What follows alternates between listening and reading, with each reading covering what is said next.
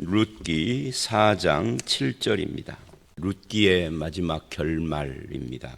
어제 1절서부터 6절은 보아스보다 더 가까운 친족이 있다 하는 이야기를 우리가 봤습니다. 성문이라는 것은 이제 이스라엘에게 있어서 그 생활의 중심지 역할을 합니다. 성문 앞 광장이라든지 성문 위 같은 데서 대중들이 모여서 대화도 하고 매매도 하고 재판도 하고 이러는 곳이죠. 거기에 이제 보아스가 등장을 해서 이제 기업 물을 자 하고 대화하는 그런 내용이 나옵니다. 그런데 우리가 주목을 해야 할 것은 5절 6절에 보아스가 이렇게 그 사람에게 말을 합니다. 내가 나오미의 손에서 그 밭을 사는 날에 곧 죽은 자의 아내 모압 여인 룻에게서 그 죽은 자의 기업을 그 이름으로 세워야 할지니라. 그러니까 단순히 나오미의 밭을 무르는 그런 것이라면 얼마든지 자기 돈을 들여서 사서 물러주고, 그리고 나오미가 늙었으니까 죽은 뒤에는 다시 자기 것이 되는 거죠. 그러니까 재산상에 아무 손해도 없고, 또 율법이 말하는 의무도 다 지키고, 또 세상에서 그런 의미에서 존경과 신망을 얻고, 여러 가지 일거삼득 사득이 되는 그런 일입니다. 그런데 룻에게서 나오는 아이는 그 집에 입적을 해서 그에게로 돌려야 한다, 기업을. 이러니까 이제 생각이 확 바뀐 거예요. 그래서 기업 물을 자가 이르되 나는 내 기업에 손해가 있을까 하여 물으지 못하겠노라 라고 대답을 하고, 이제 오늘 말씀은 거기서부터 시작이 됩니다. 먼저 7절로 10절을 보면 이제 신을 벗어주는 그런 행위에 대한 말씀입니다. 거기 옛적의 이스라엘 중에는 이렇게 나오죠. 근데 이 옛적의 이스라엘 중에는 이렇게 표현을 하니까 옛날에 이런 식의 전통과 관습 이런 걸 이야기하는 듯 보이는데요. 이 전통과 관습은 단순히 전통이 아니라 레위기라고 하는 성경에 이미 명시되어 있는 율법이죠. 하나님의 법이다는 거죠. 그리고 이 하나님의 법을 주시기 이전의 창세기, 하나님의 법은 출애굽기, 레위기 쪽에서 출애굽, 레위기, 그 다음에 신명기, 이 세 개가 하나님의 법을 잘 설명해 놓은 책들이라고 하면, 그 이전의 창세기는 율법 주시기 훨씬 전이죠. 율법 주시기 전에 이미 하나님께서는 이 기업 무르는 법에 대한 이야기를 창세기에서 했어요. 말씀 또는 법 이런 걸로 한 것은 아닌데 유다의 경우를 통해서 이런 걸 보여줬고, 그것을 출애굽에서는 법으로 주셨다, 이렇게 말을 할 수가 있겠죠. 어쨌든 이 옛적에라는 말은 그냥 옛날 옛적에 이런 뜻이 아니다 하는 겁니다. 이스라엘 중에 무르거나 교환하는 일을 확정하기 위하여. 그러니까 신명기 25장에 이 말씀이 나와요. 신명기 25장 5절로 10절을 보면 어떤 이야기가 나오느냐면, 과부된 형수에게 동생이 장가를 들어야 하는데 그게 수혼법이죠. 이 수혼법도 기업 무르는 법이라는 큰 법 아래 하부법이에요. 그러니까 거기에 속하는 법이죠. 근데 이 동생이 그렇게 하기를 싫어할 수 있습니다. 난 못하겠다. 그건 자유이죠. 이건 강제로 꼭 해야만 하는 것이 아니에요. 나는 못하겠다라고 하는 경우가 있는데, 그럴 때는 어떻게 하느냐 하면은 이 과부가 된 형수가 장로들 앞에서, 이 장로들이라는 것이 그 지파의 장로들일 수도 있고, 아니면 마을의 장로들일 수 있고, 그렇죠. 마을의 장로들이라고 보는 게 더 타당할 겁니다. 이 장로들 앞에서 그의 신발을 벗기고 얼굴에다가 침을 뱉도록 그렇게 규정되어 있어요. 이게 수혼법이죠. 여기서는 이제 신발을 벗긴다, 침을 뱉는다 하는 것은 모욕에 해당이 되겠지만 신발을 벗긴다 하는 것은 모욕의 의미가 아니고요. 소유권 이전을 의미하는 소유권 이전의 확증으로 신발을 벗는 게 너의 의무를 완전히 포기한다 하는 거죠. 그러니까 이 사람이 의무를 포기하면 그 다음 순번에게로 돌아가는데 쭉 내려가서 뭐 누군가가 그에게서 기업 무르는 일을 내가 하겠다라고 하면은 그에게로 그 소유권이 이전된다 하는 거죠. 그 모든 권리가 소유권이라 뭐 사람을 놓고 소유권이라 좀 그러는데 권리 이전을 의미하는 겁니다. 여기서 그 이야기를 하는 겁니다. 그래서 옛날에 그것을 확증하기 위하여 사람이 그의 신을 벗어 이웃에게 주더니 이것이 이스라엘 중에 증명하는 전례가 된지라. 그게 신명기 25장 이야기다 하는 거예요. 기업 무르는 이야기는 신명기에도 나오지만 레위기에도 나오고 그럽니다. 이에 8절 그 기업 물을 자가 보아스에게 이르되 네가 너를 위하여 사라 하고 그의 신을 벗는지라. 보아스가 2번이니까 이순이자에게 신을 벗어 주었다는 이야기입니다. 그래서 보아스가 9절 장로들과 모든 백성에게 이르되 내가 엘리멜렉과 기련과 말론 아버지와 두 아들이죠. 1장에 나왔던 죽은 에게 있던 모든 것을 나오미에서 산 일에 너희가 오늘 증인이 되었고, 요거는 이제 재산에 관한 이야기입니다. 엘리멜렉이 모압으로 이주하기 전에 가지고 있던 토지, 뭐 토지 이외에 무슨 재산이 있었겠어요? 혹시 집이 있었겠죠? 집이나 토지나 이런 것들을 누군가에게 팔고 갔겠죠. 그죠? 거기다 놓고 그냥 몸만 빠져나가지는 않았을 거예요. 왜냐하면 모압에 가서 살아야 하니까 자금도 필요하고 또 다시 돌아올 것이라 생각을 안 했을지도 모르죠.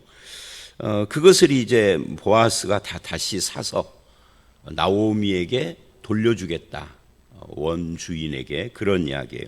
그리고 그렇게 할 뿐만이 아니라 이렇게 이야기를 합니다. 이에 그 기업 물을 자가 보아스에게 이르되 8절 했고요. 보아스가 장로들에게 그렇게 이야기를 했고 10절에 또 말론의 아내 모압 여인 룻을 사서 나의 아내로 맞이하고, 이건 이제 수혼법에 해당이 되는 거죠. 그러니까 기업 무르는 법 안에 있는 수혼법, 그것까지도 내가 해서 단순히 기업만이 아니라 이제 후손까지도 그 가정에 있도록 해주겠다, 그런 이야기예요.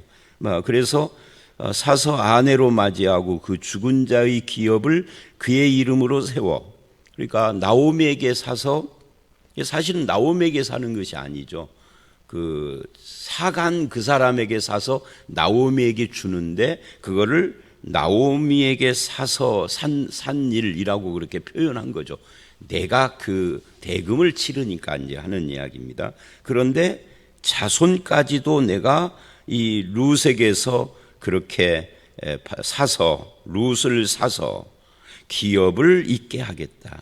그래서 그 이름이 그 형제 중과 그곳 성문에서 끊어지지 아니하게 함이 너희가 오늘 증인이 되었다라고 장로들에게 선포를 한 겁니다. 그러니까 결국은 이제 이렇게 어렵게 10절까지 내절을 써놨지만 내가 기업 모르겠어 하고 선언을 한 거죠. 그리고 상대방은 신을 벗고 권리 포기를 하겠다. 여러분, 신을 벗는 일들이 성경에 몇 차례 나오죠. 구약 성경에. 그 중에 하나가 거기 나와요. 유명한 시내산 앞에서 모세가 여호와 앞에서 신을 벗는, 이곳은 거룩하니 신을 벗어라 하고 하나님께서 출애굽기 3장에 말씀을 하시죠. 나는 여호와라 이름을 알려주던 그 장면에서 그 신 벗는 이야기가 먼저 나옵니다. 불타는 가시떨기, 불이 타는데 불이 안 사라지고 있는, 거기 신기해서 갔더니 하나님이 신을 벗어라. 신을 벗는다 하는 것은 굴복을 말하는 것이기도 하고 소유권이나 권리를 이전하는 것이기도 하고, 그거를 조금 긍정적으로 말하면 상대편을 주인으로 인정한다, 뭐 이런 이야기와 같습니다. 그러니까 하나님을 인정하라 하는 거죠. 그리고 또 유명한 곳이 여호수아 3장입니다. 3장인가요? 5장인가? 하여튼 거기에 보면은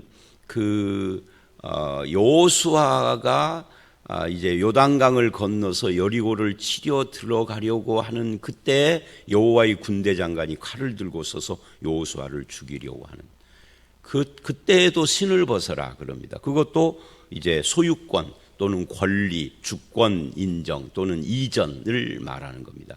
그때 주제가 뭐였어요? 네가 장군이 아니고 내가 장군이다. 여호와의 군대 장관으로 내가 여기 왔다. 그러니까 네가 이스라엘을 이끄는 네가 지도자가 아니라 내가 지도자다 하는 그 앞에서 신을 벗어라면 그 앞에서 인정을 하고 나의 위치, 지위, 권리 다 하나님께 내드리겠습니다. 그것이 이제 여호와의 사자, 신약으로 말하면 제2위이신 예수 그리스도죠. 성육신 이전에 성자 하나님 앞에 그렇게 한 거예요. 그런 두 가지 사건이 유명한데 여기 이제 세 번째 신 벗는 유명한 사건인 겁니다. 그러니까 이 신을 벗는다는 것은 어떤 상황에 나오든지 다 똑같은 의미를 갖죠. 시내산에서든지 요단강 앞에서든지 여기 지금 장로들 앞에서든지 소유권과 권리를 이전한다는 거예요. 상대방에게. 그래서 이제 보아스가 그 권리를 받은 거예요. 그리고 11절 12절 장로들이 보아스를 축복합니다. 사실은 외형적으로만 보면 보아스가 엄청난 손해를 보는 거죠.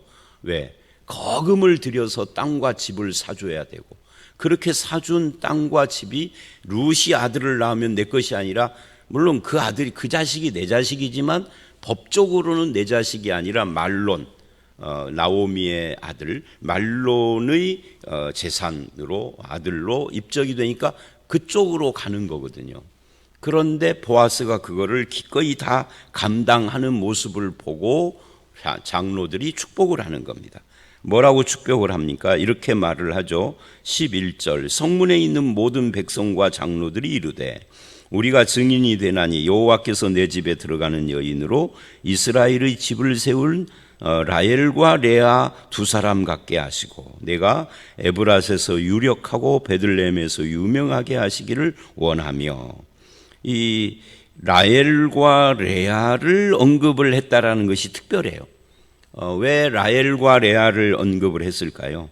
이 사람들은 이 두 여자는 바로 야곱의 두 아내입니다. 이 두 아내 말고도 두 첩 여종들이 있었죠. 근데 이제 고대 세계에서는 첩들은 그냥 그 처에 딸린 어떤 것으로 보기 때문에 이 두 여자를 그러니까 이들은 이스라엘 민족의 뿌리 같은 존재죠. 라헬과 레아가.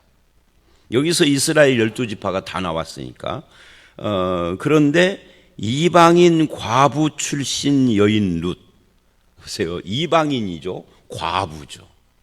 이 두 가지가 치명적일 수 있잖아요. 이스라엘에게. 혈통도 다르고 피가 다른 그런 것이죠. 오늘 우리로 말하면 혼혈아를 낳는 거나 똑같은 것이죠. 그런데 그 이방인이며 심지어 한 번 결혼했던 과부 출신 여인 룻에게서 라헬과 레아 같은 민족의 시조 같은 그런 여인의 지위를 축복하는 겁니다. 그들과 같아지게 적어도 이 룻이 어떤 민족의 뿌리 같은 무슨 역할을 하기를 원한다라고 축복을 하는데 여기서 우리가 아주 중요한 것 한 가지를 알 수가 있습니다. 예수님 시대 이제 이때로부터 상당히 오랜 시간이 지난 사사시대니까 적어도 1000년에서 한 1100년 정도 지난 뒤 1000년에서 1100년 정도 지난 뒤에 예수님이 오시죠. 그런데 그 예수님 시대에는 유대인들의 민족주의가 극성을 떨었어요. 뭐 예수님 시대까지 갈 것도 없이 요나 선지자를 우리가 직전에 봤었잖아요. 새벽에. 그 요나 선지자 시대만 해도 민족주의가 상당히 기승을 떨었던 그런 시대입니다. 민족주의라는 것은 그 뿌리가 혈통주의죠. 그런데 적어도 이 룻기 시대, 사사시대, 왕이 없어 소견에 오른 대로 살기는 했지만 이 시대에는 이 극단적인 민족주의, 혈통을 기반으로 한 그런 것은 없었다 하는 것을 여기서 알게 됩니다. 사실은 이게 원래 하나님의 뜻이에요. 이 예수님의 혈통에 보면 이방인 여인들이 몇 명 들어오잖아요. 그 라합이 그렇고 지금 이 룻이 그렇고 나중에 이제 밧세바가 그런데 밧세바는 이방인은 아니지만 밧세바의 남편이 이방인이에요. 우리야의 아내 밧세바는 우리야를 설명할 때 보면 햇사람이라고 그러거든요. 그러니까 햇사람이라는 건 이스라엘이 아니에요. 그러니까 성경이 다윗 시대까지도 민족주의가 극성을 떨지 않았어요. 성경의 역사를 보면. 근데 점점 하나님 신앙이 좁아져 가요. 시대가 가면서. 나중에는 아주 좁아져서 이스라엘도 아니고 유대인이라는 것은 이스라엘 12지파에서도 한 지파만 말하는 명칭이잖아요. 물론 이제 이 유대인에는 유대인, 베냐민, 그 다음에 레위인 이런 것들이 좀 들어가고 그 외에 이제 잡다한 몇 개가 들어가긴 하는데 이렇게 좁아져 가지고 예수님 시대에는 막 부들부들 떨 정도로 이방인이라면 그냥 막 치를 떨 정도로 내버리는 그런 이상한 현상을 빚게 되는데 여기를 보면은 그런 것이 없어요. 그래서 유대인들의 이 민족주의라는 것은 어떤 의미에서 보면은 부끄러운 거죠. 왜? 자기들의 역사에 보면 하나님이 이방인들을 통해서 역사를 하셨고 아브라함 자신도 이방인이었고, 그죠? 처음부터 무슨 유대인, 이스라엘 이런 게 있었던 것이 아니잖아요. 그래서 이런 부분들을 우리가 좀 봐야 하고 이것은 오늘 우리들에게도 해당이 됩니다. 이제 우리나라가 요즘은 많이 좀 바뀌기는 했어도 그래도 우리도 뭐 단일 민족을 하다 보니까 유대인들하고 비슷한 성향이 우리에게도 좀 있죠. 그리고 12절 여호와께서 이 젊은 여자로 말미암아 내게 상속자를 주사 내 집이 다말이 유다에게 낳아준 베레스의 집과 같게 하시기를 원하노라. 유다, 다말, 베레스 이 3자 이야기는 바로 창세기 38장에 나오는 것인데 사실은 유다와 다말의 관계는 아름다운 관계가 아니에요. 다만 여기서 그거를 언급하는 것은 바로 그 기업 무르는 수혼법, 그 수혼법을 지키지 않는 유다. 그래서 유다의 자식 중에도 그거를 싫어해서 설정을 하는 그런 자식 이런 것들이 나오는데 하나님이 그걸 싫어하신다 하는 것을 그 둘째 아들을 치심으로써 그래서 그 하나님의 뜻을 보여주고 또 유다를 통하여서 다말에게 자식이 낳는 것을 통해서 하나님의 뜻을 보여주신 그 사건입니다. 그러니까 지금 바로 룻이 다말과 같이 귀한 자손을 낳기를 원한다 이런 뜻으로 지금 이렇게 말씀을 했다라고 할 수가 있습니다. 하나님이 그런 여자의 자식을 축복한 것처럼 너에게서 나오는 자식도 축복하기를 원한다 그런 이야기입니다. 그리고 이제 13절로 22절 결론이에요.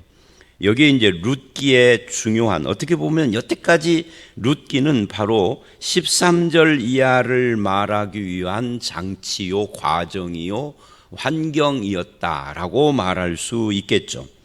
우리가 1장에서 남편이 죽고 두 아들이 죽음으로써 텅 비어버린 인생이 된 나오미에 대한 이야기를 봤습니다. 마라처럼 쓰게 되고 텅 비어버렸었다 라고 하는 것을 스스로의 입으로 고백을 했었는데 13절을 보면 이렇게 이야기를 해요. 이에 보아스가 룻을 맞이하여 아내로 삼고 그에게 들어갔더니 여호와께서 이게 중요해요.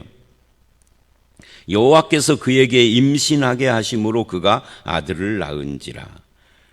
여기서 여호와께서 임신하게 하셨다라는 말이 여호와께서 원하는 아들이었음을 알게 하셨다 그런 뜻이에요.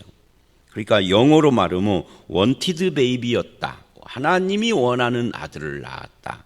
이런 뜻을 가지고 있어요.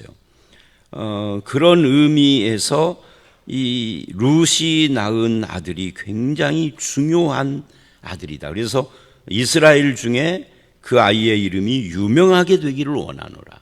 근데 이제 나중에 어디를 보면 나오느냐면 어디죠? 17절 끝에 보면 이제 오벳이라 이름을 지었는데 그는 다윗의 아버지인 이새의 아버지였더라. 그러니까 다윗의 할아버지가 나왔다 하는 이야기예요. 자, 이 말씀 17절에서 뭔가 좀 이상한 것이 보이지 않습니까?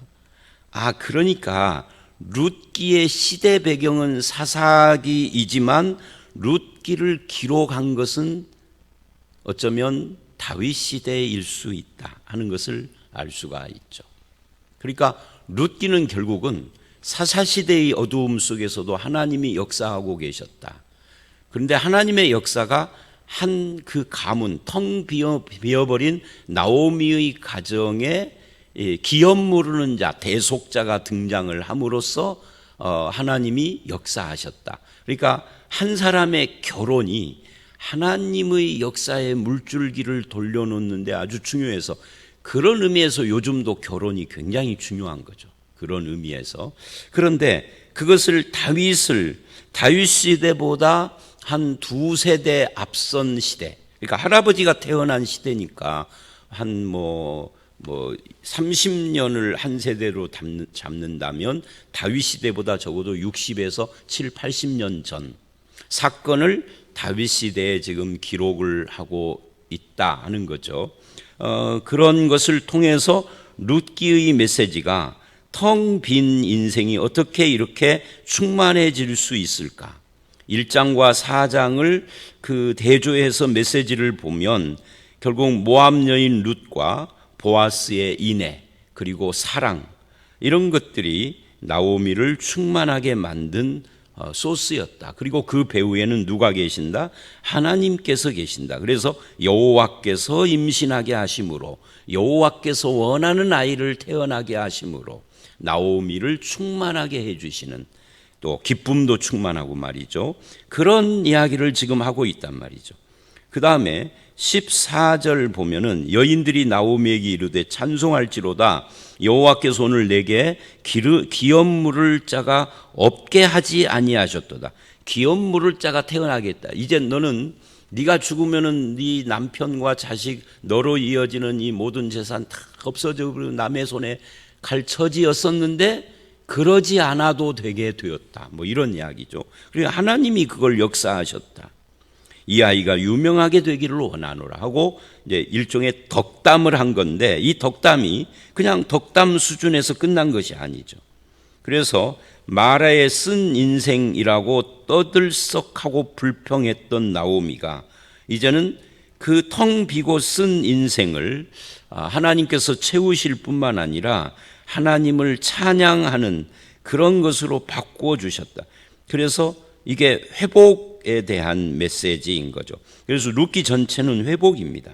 나오미를 회복시켜서 인애를 베풀고 채워주시고 찬양하고 감사하게 하신 것처럼 사사시대의 어둡고 곤고한 그런 삶 속에서도 이스라엘에게 소망을 심으시고 이스라엘을 회복시키시고 또 하나님을 찬양하게 하시고 하는 그런 소망을 보게 해 주셨다 하는 거죠. 그것을 다윗을 통해서, 다윗이 태어날 가정을 통하여서 하셨다 하는 거예요. 우리 신약식으로 말하면 다윗의 자손 예수 그리스도와 연결이 되는 거죠. 그래서 예수 안에서는 회복이 있고 하나님의 인애가 있고 예수 그리스도가 보아스, 자기 조부처럼 구속자로 이 땅에 오심으로써 이런 회복의 역사를 이루어 놓는 거죠. 그래서 이제 13절 내 생명의 회복자다, 노년의 복량자라, 7 아들보다 귀한 내 며느리가 낳은 자라. 한국 사람들 생각하고 많이 달라요. 며느리가 다른 남자한테 시집가서 아들 낳은 것이라고 무슨 상관이 있어? 우리나라 사람들은 그럴 수 있어요. 다른 남자한테 시집가는 순간 끊어져 버리는 거죠. 그런데 여기는 그러지 않고 너의 복이다라고 그렇게 계속 말을 하고 나오미도 아기를 품에 품고 그 양육자가 되니, 이제 요즘으로 말하면 며느리 직장 나가라고 오고 할머니가 아기 키웠다, 그런 이야기쯤 되는 거죠. 그리고 이제 17절, 이웃 여인들이 그에게 이름을 지어주되 오벳이라 했는데 이게 다윗의 할아버지다. 그래서 이제 족보를 이제 쭉 18절서부터 말을 합니다. 어디서부터 이야기를 하냐면 베레스부터 시작을 해요. 그러니까 이 베레스가 바로 12절에서 나온 그 장로들의 축복에 나오는 그 베레스죠. 이게 다말이 유다에게 낳은 베레스, 두 쌍둥이 중에 하나예요. 하나님께서는 항상 하나를 택해서 구약의 역사를 이어오셨어요. 그래서 베레스는 어떤 사람이냐 하면은 베레스에게서 헤스론이 나오고, 헤스론은 람을 낳고 람은 암미나답을 낳고, 그런데 베레스에서 암미나답까지의 이야기를 헤스론 람 암미나답 해서 마치 3, 4대 정도 되는 것처럼 말을 하지만 사실은 이 기간이 굉장히 오랜 기간이에요. 그러니까 구약의 족보는 단축 족보입니다. 이것만 보고 4대네 이렇게 말을 하면 안 돼요. 왜냐하면 베레스에서 암미나답 그 사이에 애굽에서 노예 생활한 430년이 있고, 그러니까 그걸 싹 단축해 버린 거예요. 그래서 구약을 가지고 연대 계산해서 뭐 지구가 몇천 년 됐니 뭐 이런 헛소리 하는 사람들이 있어요. 근데 그건 잘못된 겁니다. 어쨌든 암미나답을 낳고 나손을 낳고 살몬을 낳고 했는데, 이 살몬이 참 재미있습니다. 우리가 여호수아에 보면은 여호수아서에서 몇 개 중요한 사건 기억나는 것 중에 첫 번째가 기생라합이잖아요. 이 살몬이 기생라합하고 결혼한 사람입니다. 근데 여호수아를 보면 이렇게 돼 있어요. 기생라합이 살몬하고 결혼해서 유다의 며느리가 됐다. 유다는 말이죠, 한참 그 베레스의 아버지가 유다잖아요. 그러니까 몇백 년 전 사람이에요. 그런데 유다의 며느리다 이렇게 표현을 해요. 그러니까 성경의 표현하고 우리나라의 표현하고는 다른 겁니다. 그래서 노재석이의 며느리 그러면은 뭐 노지영이의 부인이 되겠죠. 그런데 성경은 노재석이의 며느리를 뭐 한 10대 후손이나 아니면 뭐 30대 후손도 노재석의 며느리래요. 유명한 자를 따서 이렇게 붙이는 경향이 있어서 그럽니다. 자, 근데 그거보다 더 중요한 것은 뭐냐면 이 살몬의 부인이 기생라합이고 그 기생라합에게서 보아스가 나왔잖아요. 그죠? 그래서 보아스가 또 이방 여인 과부 루소고 결혼을 하는데 성경이 설명은 않지만 우리가 읽을 때 시어머니가 반대를 안 했어. 시어머니가 이때 살아 있는지 있었는지 없었는지 그거는 알 수가 없지만, 그래서 거기서 오벳이 나오고 이새가 나오고 다윗을 낳고 이랬다 하는 거죠. 그러니까 이 가정은, 이 다윗의 가문은 기생도 있고, 그죠? 기생 출신이죠. 기생이 아니라. 그리고 과부도 있고 이방 여자도 있고, 그리고 언급이 조금 곤란하지만 시아버지와의 사이에서 나온 그 아들이 먼 조상이 되는. 그러니까 말하자면 이 다윗의 족보는 예수님하고 연결이 되니까 예수님의 족보는 우리가 말하는 그건 뭐 굉장한 집안 이런 거고는 거리가 멀다는 거예요. 다윗 때문에 굉장한 집안이 됐지만 그 이전까지는 다윗이 다윗 된 것도 하나님이 하시는 일이고, 그래서 결국은 하나님의 은혜다 하는 것을 보여줍니다.